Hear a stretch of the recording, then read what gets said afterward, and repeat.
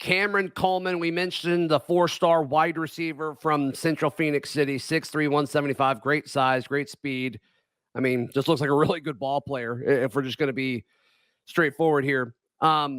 So after that, there's a story that was written by Keith Niebuhr at Auburn Live about how Coleman talks about he got a text from Freeze saying like, "Hey, I got a quarterback in your class today, and he called you out. Like, let's chat." And that seemed to kind of put in it. I mean, it seems like that impacted Cameron Coleman. But and I think Auburn fans hear that story, John, they get a little excited. They're like, "Oh crap, he's at Central." Yeah, I was gonna say this has had such a hard time doing that. But I mean, it sounds like Hugh Freeze is putting a lot of emphasis on getting out to Phoenix City to see these guys often. But what are you hearing about Cameron Coleman?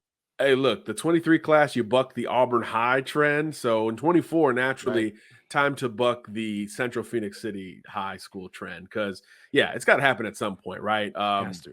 Yeah, going back to Justin Ross, Markel Benton, all those classes 4 or 5 years ago, 6 years ago, it's been conveniently absent. Auburn has. So that's one of those, the day Hugh Freeze got the gig and was talking to folks locally, that he said, "Hey, what are some of the schools I have to go hit?"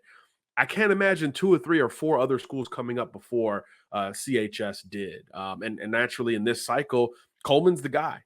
So I do think that's something that is on the minds of that entire coaching staff and the Auburn fans for that matter. You couple that with the fact that it's an offensive target, a big, easy to see talent at wide receiver, which means guess what? A lot of schools are going to get involved here. A lot of easy eyeballs, easy evaluations when it comes to Coleman, who's a great basketball player. He plays above the rim in hoops. Reminds you a little bit of Justin Ross at 6'3" many years ago. So naturally, it feels like that one has as much importance as any in-state recruiting battle going forward. Kind of like Keldrick Falk last year. It was like, this is the one you got to win close to home. Yeah. It feels like that here with Coleman. Naturally, Alabama's involved. A bunch of other schools are involved. Could that be an Iron Bowl battle? We haven't really seen that from the Central Phenix City kids. They've been the ones to kind of buck the trend, right?